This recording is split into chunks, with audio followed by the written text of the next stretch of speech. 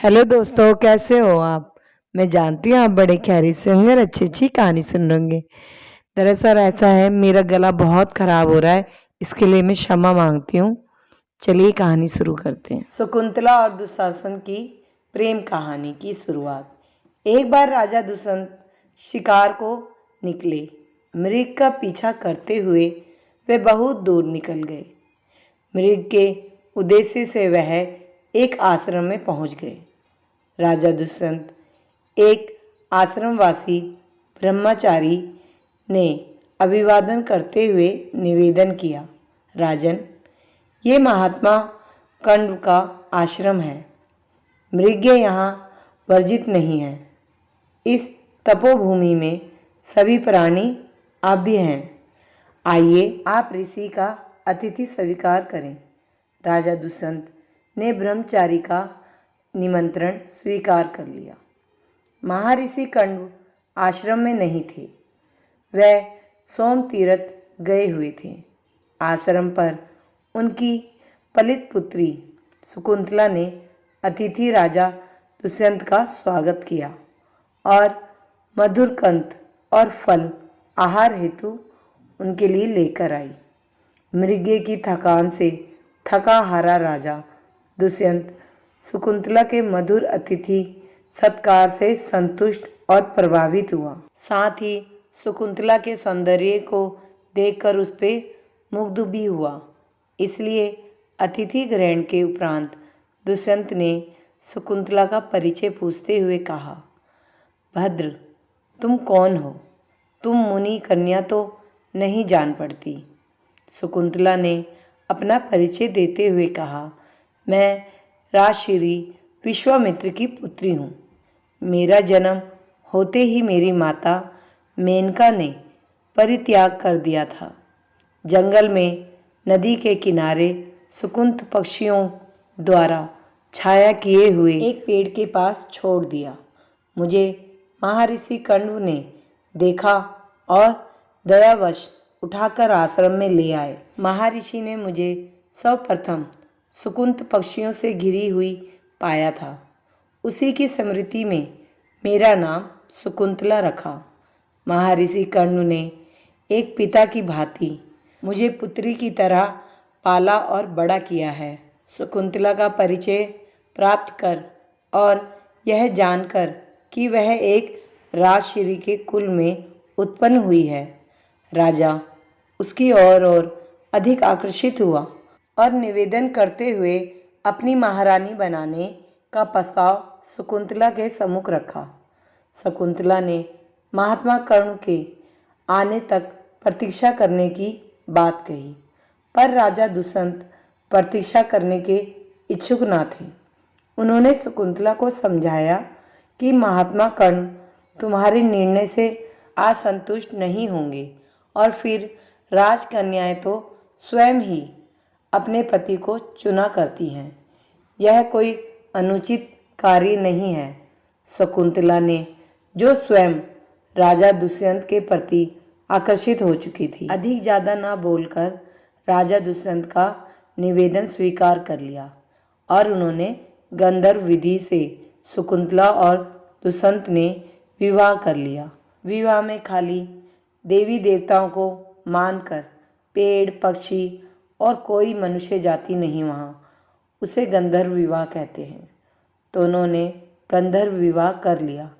शकुंतला और दुशासन ने विवाह करके राजा दुष्यंत कुछ समय तक शकुंतला के साथ रहे और फिर पुनः अपने राजमहल जाने के लिए शकुंतला को कहने लगे कि मैं थोड़े समय के बाद बाजे गाजे के साथ राजा बन के आऊँगा और अपनी पटरानी बना के तुम्हें अपने साथ अपने राजमहल ले जाऊँगा। जाते समय दुशासन ने शकुंतला को यादगार स्वरूप अपनी एक अंगूठी प्रदान की और वहाँ से जाते ही शीघ्र उसे बुलाने का आश्वासन भी दिया। पति के जाने के बाद शकुंतला को उसकी बहुत याद आने लगी। शकुंतला भी अब यही स्थिति हो गई थी शकुंतला की कि हर समय दुष्यंत को याद करने लगी और उसकी यादों में खोने लगी। पति के ध्यान में पूरी तरह खो जाती थी। उसे कहीं की सुध बुध नहीं रहती थी। एक दिन वहाँ दुष्यंत के ध्यान में मगन थी और वह एक पेड़ के नीचे बैठी हुई थी। आश्रम में दुर्वासा ऋषि आए। शकुंतला ने उनका कोई सत्कार नहीं किया। वह अपने ध्यान में मग्न थी, जिसके फलस्वरूप ऋषि दुर्वासा क्रोधित हो गए और क्रोधवश उन्होंने उसे श्राप दे दिया कि जिसके ध्यान में तू मग्न है और खाली ऐसी ही बैठी है, जिसकी होश खबर नहीं है किसी की भी, और तूने मेरा स्वागत नहीं किया है, वह तुझे भी भूल जाए। लेकिन वो तो इतनी मगन थी कि उसे किसी का पता ही नहीं था कि कौन उसको श्राप दे रहा है। वो अपनी ही धुन में लगी हुई थी। लेकिन जो उसकी वहाँ सहेलियाँ थीं, उन्होंने ये श्राप सुन लिया और दुर्वासा ऋषि से प्रार्थना करने लगे कि हे मुनि, शकुंतला ने तो तुम्हारा श्राप सुना भी नहीं, उसको ऐसा श्राप मत दो। तब दुर्वासा ऋषि ने कहा कि मेरा श्राप तो अब टल नहीं सकता, लेकिन ये जिसकी धुन में मगन है और होश खबर नहीं है, जब वो उसको कोई अपनी चीज़ दिखाएगी तभी वो इसको याद करेगा। यह कह के वो गुस्से में वहाँ से चले गए। लेकिन शकुंतला की जो सखियाँ थीं, उन्होंने तब भी शकुंतला को नहीं बताया कुछ कि महर्षि दुर्वासा तुम्हें श्राप दे के चले गए हैं। उन्होंने कहा कोई बात नहीं, शकुंतला के पास तो राजा दुष्यंत की अंगूठी है, वह अंगूठी देखकर उसे पहचान जाएंगे, नहीं तो शकुंतला घबरा जाएगी।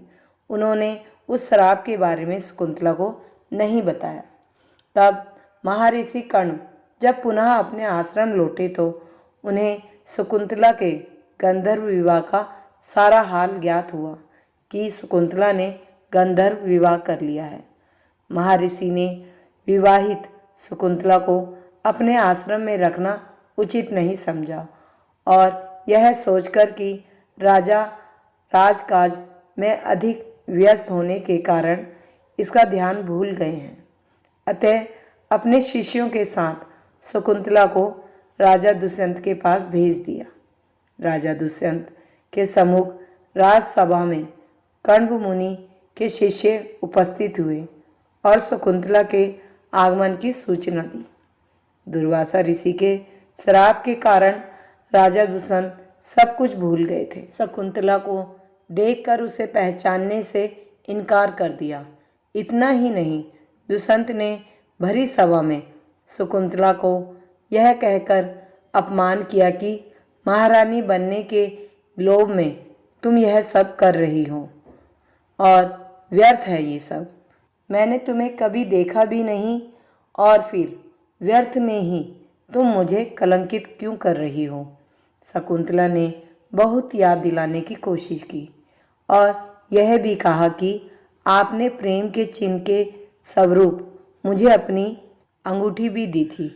अपनी प्रेम की यादगार की निशानी शकुंतला ने दिखानी चाहिए, पर देखा कि हाथ में वह अंगूठी ही नहीं है। वह तो यात्रा में कहीं नदी के किनारे नहा रही थी और वो नहाते हुए अंगूठी गिर गई। महाराज मुद्रिका तो कहीं गिर गई, पर आपको अपने शब्द तो याद होंगे। शकुंतला ने कई प्रसंगों का उल्लेख किया, परंतु दुष्यंत पर उसका कुछ प्रभाव नहीं पड़ा। दुष्यंत ने कहा, अंगूठी यदि तुम दिखाओ तो तुम्हारा विश्वास किया जा सकता है, नहीं तो मैं सोचूंगा कि सब तुम अपने स्वार्थ के लिए, एक रानी बनने के लिए यह सब उल्टा स्त्रियों जैसी हरकतें कर रही हो। उल्टी सीधी बातें कहकर दुष्यंत ने उसकी बहुत अपमानित किया। उसको अपने पति द्वारा अपमानित और परित्याग शकुंतला पुनः वन को लौट चली। उसने आत्महत्या करने की भी सोची, किंतु गर्भस्थ शिशु का ध्यान कर इस विचार को त्याग दिया। अपनी पुत्री को दुखी देख मेनका उसे स्वर्ग में ले गई। शकुंतला जब तीर्थ में स्नान कर रही थी तो वो अंगूठी नदी में गिर गई थी उंगली से निकलकर। उसे एक मछली ने निगल लिया था। यह मछली जब मछुआरे द्वारा पकड़ी गई और उसने उसे काटा तो उसके पेट में शकुंतला की अंगूठी प्राप्त हुई। अंगूठी लेकर मछुआरा जौहरी के पास गया। जौहरी ने अंगूठी पर राजा दुष्यंत का नाम देखा तो अंगूठी सहित मछुआरे को कोतवाल के हवाले कर दिया। कोतवाल ने अंगूठी सहित मछुआरे को राजा के सामने प्रस्तुत किया। मछुआरे ने अंगूठी मिलने का सारा वृत्तांत राजा को सुनाया। अंगूठी देखते ही राजा के ऊपर से ऋषि के श्राप का प्रभाव अब समाप्त हो चुका था। यह अंगूठी देखते ही उसे शकुंतला की याद आ गई और उसको जो भरी सभा में अपमान किया था उससे राजा के मन में बड़ा पश्चाताप हुआ।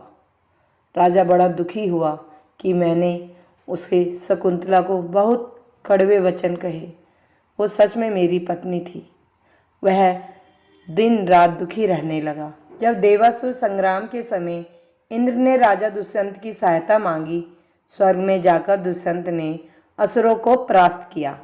वहां से पुनः अपनी राजधानी लौट ही रहे थे तो रास्ते में हेमकुंड पर्वत मिला, पर कश्यप ऋषि के दर्शन हेतु वहां दुष्यंत रुक गया। रुकने के बाद वो क्या देखते हैं कि 2 शेरों के साथ एक बालक खेल रहा है। उसको देख के वह बड़ा ही भयभीत हुआ दुष्यंत, और सोचने लगा कि 2 शेरों के साथ ये छोटा बालक खेल रहा है, कौन है। तब राजा ने उस बालक का नाम परिचय। बालक ने अपना नाम सर्वदमन और माता का नाम शकुंतला बताया, और जब यह सुना तो वह देखकर आश्चर्य पड़ गया कि ये शकुंतला कौन है। कहीं ये मेरी पत्नी शकुंतला तो नहीं, लेकिन पहले मैं भली भांति जान लूं। तब इतने में शकुंतला आ जाती है और बोलती है कि तुम अब मेरी खोज खबर लेने आए हो, चले जाओ यहाँ से। उससे नाराज होके अपने बेटे को लेके वहाँ से चली जाती है। दुष्यंत कितनी माफ़ी मांगता है लेकिन वह माफ़ नहीं करती और अपने बेटे को लेके वहाँ से चली जाती है। तब जो सखियों के सामने महर्षि दुर्वासा ने श्राप दिया था शकुंतला को, वो सखियाँ उसको शकुंतला को बताती हैं कि यह श्राप तुझे मिला था और हमने तुझे नहीं बताया। हमने सोचा कि जो अंगूठी तेरे पास है वह राजा देखकर कभी नहीं तुझे भूलेगा, लेकिन वो अंगूठी तो तुझसे खो गई थी। इसमें राजा दुष्यंत की कोई गलती नहीं है, ये सब श्राप के कारण हुआ। अब तू उससे राजा से माफ़ी मांग ले। तब शकुंतला को अपनी बातों पे बहुत दुख हुआ कि मैंने बुरा भला राजा से कहा। तब वह राजमहल अपने बेटे को लेके जाती है और राजा दुष्यंत से माफ़ी मांगती है और दोनों साथ में रहने लगते हैं। दोस्तों, आपको शकुंतला और दुष्यंत की यह प्रेम कहानी कैसी लगी, जो कि बहुत ही प्रचलित है।